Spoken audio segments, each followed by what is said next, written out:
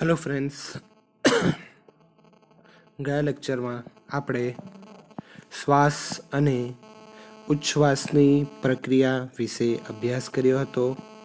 હવે વિદ્યાર્થી મિત્રો,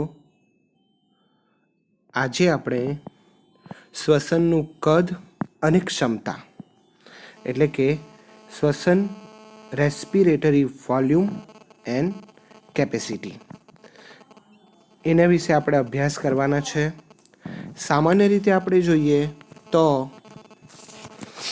ઘણા ઘટકો એ શ્વસનનું કદ અને શ્વસનની ક્ષમતા ઉપર અસર કરે છે, જેમ કે વ્યક્તિની ઉંમર, તેનું કદ, એની જાતિ, શારીરિક સ્થિતિ. આ બધી વસ્તુઓ શ્વસનની ક્ષમતા અને શ્વસનનું કદ પર અસર કરે છે. હવે આવા જ કેટલાક શ્વસન કદ અને શ્વસન ક્ષમતા વિશે આપણે અભ્યાસ કરવાના છે. વિદ્યાર્થી મિત્રો, આ જે શ્વસન કદ જે આપેલા છે, જેને આપણે ટાઇડલ વોલ્યુમ, IRV એટલે કે inspiratory reserve volume, I for inspiratory, R for reserve અને V ફોર વોલ્યુમ.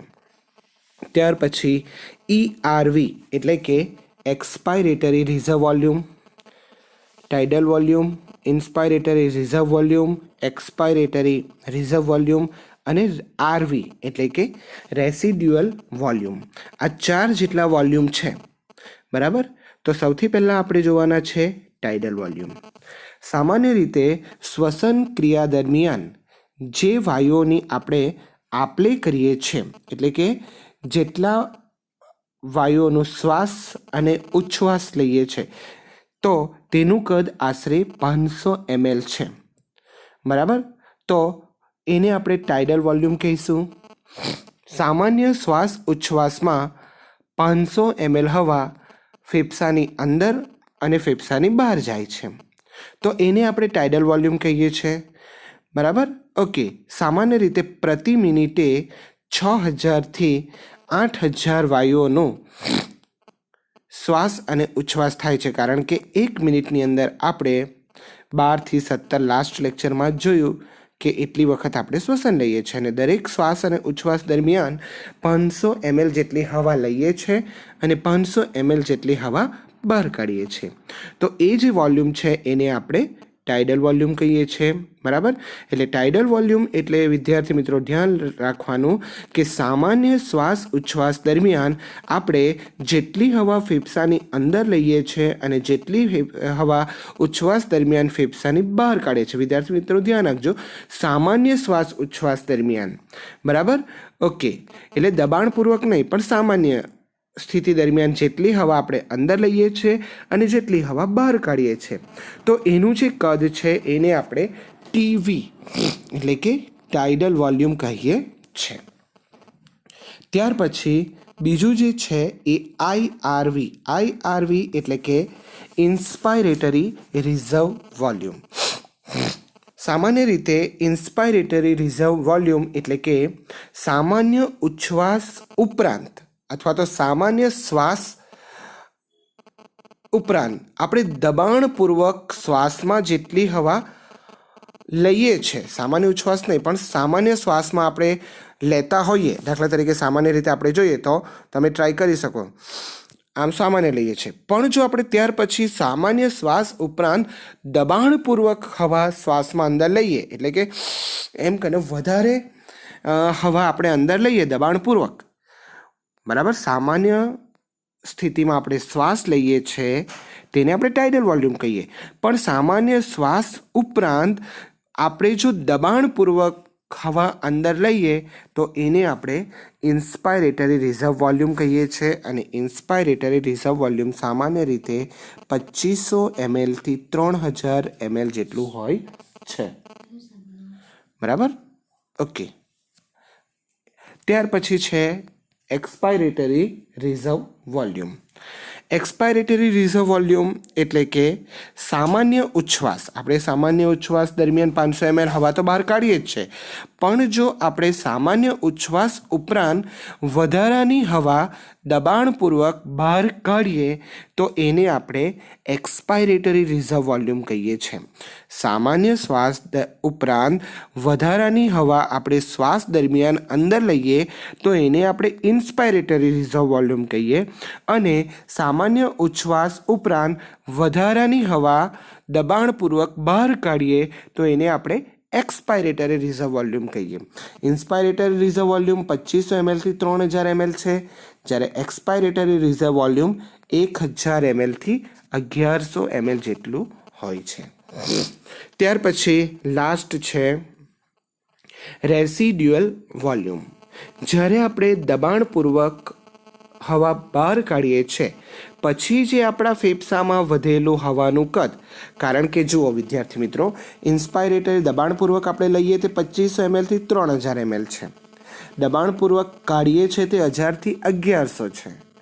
તે વધારે લઈએ છીએ ઓછું કાઢીએ છીએ તો એનો મતલબ ફેફસામાં એ હવા વધશે. તો જે ફેફસામાં હવાનું કદ વધે છે એ કદને આપણે રેસિડ્યુઅલ વોલ્યુમ કહીએ છીએ. સામાન્ય રીતે રેસિડ્યુઅલ વોલ્યુમ 1100 ml થી 1200 ml જેટલું હોય છે. તો આટલું જે વિદ્યાર્થી મિત્રો છે એ શ્વસન કદ છે. હવે આપણે કેપેસિટી જોવાના છે કે આપણા ફેફસાની કેટલી કેપેસિટી છે, ઇન્સ્પાયરેટરી કેપેસિટી કેટલી છે. આટલું તો આપણે લઈએ છીએ અને બહાર કાઢીએ છીએ, પણ આપણા ફેફસાની કેપેસિટી કેટલી છે, બરાબર? તો એને આપણે ક્ષમતાઓ કહીએ છીએ. સામાન્ય રીતે 4 જેટલી ક્ષમતા છે. એક તો ઇન્સ્પાયરેટરી કેપેસિટી, બીજું એક્સપાયરેટરી કેપેસિટી, ત્રીજું ફંક્શનલ રેસિડ્યુઅલ કેપેસિટી, અને ચોથું વાઇટલ કેપેસિટી, પાંચમું ટોટલ લંગ્સ કેપેસિટી. તો આટલી 5 જેટલી કેપેસિટી છે. સૌથી પહેલાં આપણે જોઈએ તો ઇન્સ્પાયરેટરી કેપેસિટી. સામાન્ય રીતે શ્વસન કદોને આધારે વિવિધ ફુફ્ફુસીય ક્ષમતાઓ આપણે શોધી શકીએ છીએ અને એનો ઉપયોગ આપણે ડાક્ટરી નિદાનની અંદર કરી શકીએ. પહેલી કેપેસિટી છે ઇન્સ્પાયરેટરી કેપેસિટી, એટલે કે સામાન્ય ઉચ્છ્વાસ બાદ વ્યક્તિ દ્વારા દાખલ કરવામાં આવે, એટલે કે સામાન્ય રીતે આપણે ઉચ્છ્વાસ કરીએ એટલે હવા બહાર કાઢીએ અને પછી વ્યક્તિ જેટલી હવા અંદર દાખલ કરી શકે છે, એટલે વ્યક્તિ દ્વારા દાખલ કરવામાં આવેલું હવાનું કુલ કદ, જેને આપણે ઇન્સ્પાયરેટરી કેપેસિટી કહીએ છીએ. સામાન્ય રીતે ઇન્સ્પાયરેટરી કેપેસિટી એટલે કે ટાઇડલ વોલ્યુમ અને ઇન્સ્પાયરેટરી રિઝર્વ વોલ્યુમ, એટલે કે સામાન્ય રીતે આપણે હવા અંદર દાખલ કરીએ જ છે અને પછી દબાણપૂર્વક હવા આપણે અંદર દાખલ કરીએ તો એને આપણે ઇન્સ્પાયરેટરી કેપેસિટી કહીએ, એટલે કે એ ટાઇડલ વોલ્યુમ અને ઇન્સ્પાયરેટરી રિઝર્વ વોલ્યુમનો સરવાળો થશે. ત્યાર પછી એક્સપાયરેટરી કેપેસિટી, એટલે કે સામાન્ય શ્વાસ બાદ નિકાલ કરવામાં આવતી હવાનું કદ, જેને આપણે એક્સપાયરેટરી કેપેસિટી કહીએ છીએ. જે સામાન્ય રીતે આપણે ઉચ્છ્વાસ દરમિયાન 500 ml હવા તો બહાર કાઢીએ જ છે, અને ERV એટલે કે દબાણપૂર્વક આપણે બહાર કાઢીએ તો એ દબાણપૂર્વક જે આપણે બહાર કાઢીએ છીએ એને આપણે એક્સપાયરેટરી રિઝર્વ વોલ્યુમ કહીએ છીએ, જે ઉપર આપણે જોઈ ગયા. તો ટાઇડલ વોલ્યુમ અને એક્સપાયરેટરી રિઝર્વ વોલ્યુમનો સરવાળો એ આપણો એક્સપાયરેટરી કેપેસિટી થશે, બરાબર? એટલી આપણા ફેફસાની એક્સપાયરેટરી કેપેસિટી છે, બરાબર? હવે ટીવી આપણું 500 છે ને ERV તમે અગાઉ પણ જોયું કે 1000 થી 1100 ml, એટલે બંનેનો સરવાળો કરીએ તો આપણું 1500 થી 1600 ml જેટલું થશે, બરાબર? ઓકે, તો એ આપણી એક્સપાયરેટરી કેપેસિટી છે. ત્યાર પછી ત્રીજું છે FRC, એટલે કે ફંક્શનલ રેસિડ્યુઅલ કેપેસિટી. સામાન્ય રીતે ઉચ્છ્વાસ દરમિયાન આપણા ફેફસામાં જે બાકી રહેલી હવાનું જે કદ છે જેને આપણે ફંક્શનલ રેસિડ્યુઅલ કેપેસિટી કહીએ છીએ, જે સામાન્ય રીતે ERV અને RVનો સરવાળો થશે. ERV એટલે કે એક્સપાયરેટરી રિઝર્વ વોલ્યુમ અને RV એટલે કે રેસિડ્યુઅલ વોલ્યુમ, કેટલું કદ, અને જે દબાણપૂર્વક હવા બહાર કાઢીએ છીએ તે ERV, અને જે ફેફસામાં બચે છે એને આપણે RV કહીએ.